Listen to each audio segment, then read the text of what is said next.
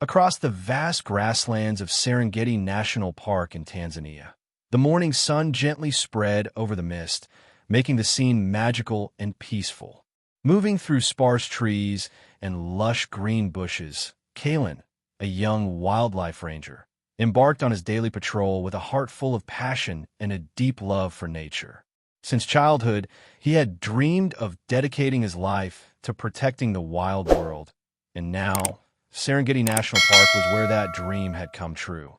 Every morning before setting out, he carefully checked his off-road vehicle, ensuring he had enough water, medicine, and spare medical equipment to respond to any emergency along the way. He often stopped to observe footprints on the ground, listened to the calls of birds, and felt the pulse of the earth and sky, learning about the mysterious lives of the creatures that called this land home. On one such morning in the quiet of dawn, Kalen suddenly noticed a small bloodstain on the dry grass. A sense of unease crept into his heart.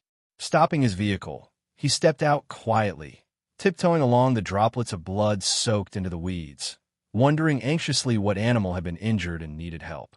After walking a short distance, he saw the majestic form of a male lion lying motionless, its golden fur stained with dried blood and tangled in sharp barbed wire. His heart pounded at the heartbreaking sight. Carefully, he approached, holding his medical kit, trying to stay calm so as not to startle the lion. The wounded animal growled weakly, lifting its head with tired, lost eyes, then, as if exhausted, let fall again. The barbed wire had dug deep into its flesh, wrapping tightly around its shoulders and back, causing several bloody wounds. The injuries required skillful and patient intervention. Kneeling beside the lion, Kalen took a deep breath, pulling a pair of pliers from his backpack. Sweat trickled down his forehead as he began cutting away the sharp metal, speaking in a soothing voice to keep the lion calm. The tense moments stretched on, the sound of metal being clipped blending with the soft groans of the injured beast. Finally, the last strand of barbed wire fell away. Wasting no time, Kalen quickly applied antiseptic and wrapped temporary bandages around the wounds to prevent infection. Despite its injuries, the lion, now free from the cruel grip of the wire, breathed heavily, its body trembling with fatigue. Yet, in its eyes, there was something new, relief and gratitude. Kalen murmured soft words, naming the lion Shuja, meaning brave in the local language, to mark the extraordinary moment. He carefully stepped back, giving the lion space to see if it could stand on its own. Slowly, Shuja lifted himself, staggering a few steps before turning his gaze to Kalen, as if wanting to remember the face of the one who had saved him. Then, under the golden light of dawn, Shuja disappeared into the tall grass, leaving behind the shredded barbed wire and traces of blood on the ground. That moment touched Kalen deeply, reinforcing his commitment to protecting and coexisting with all life in the wild. Weeks passed. Life returned to its usual rhythm, and Kalen continued his patrols across the vast Serengeti. One afternoon, under a clear sky, he caught sight of a familiar figure in the distance. Watching him from across the golden grasslands was Shuja. Though somewhat recovered, the lion kept his distance, observing Kalen's every move with a calm, unwavering gaze. There was no sign of threat, only quiet recognition. From that day forward, Kalen was never truly alone on his patrols, for Shuja was always near, silently watching over him. His colleagues in the park soon noticed the large lion following Kalen's vehicle along the dirt roads. At first, there was concern. Was the lion a potential danger? But Kalen reassured them. Shuja was not a threat. He was a friend. Time proved his words true. The lion never attacked or showed aggression. Instead, he followed from a distance, a silent guardian of the ranger who had once saved his life. When Kalen stopped his vehicle to examine animal tracks, Shuja would pause as well, waiting patiently until he returned to the car before continuing to follow. The story of their bond spread through the park, attracting curious visitors eager to witness this extraordinary friendship between man and beast. One evening, as the sun set over the horizon, Kalen noticed Shuja sitting atop a rocky hill, watching him. It was as if the lion was waiting to ensure he returned home safely. The sight was breathtaking. Two beings from different worlds, united by trust and respect. However, nature is unpredictable. During a harsh dry season, a herd of distressed elephants rampaged through the western region of the park, destroying trees and infrastructure. The severe drought had left them desperate, their temper short, their behavior aggressive. The park authorities ordered the immediate evacuation of tourists camping near the elephants, and Kalen was among those tasked with ensuring everyone's safety. As he worked swiftly to guide the tourists away from danger, he found himself separated from his team, stranded on a low mound with only reeds and broken tree stumps around him. He realized with dread that the enraged elephants were closing in. The ground trembled under their immense weight, their deafening calls drowning out all other sounds.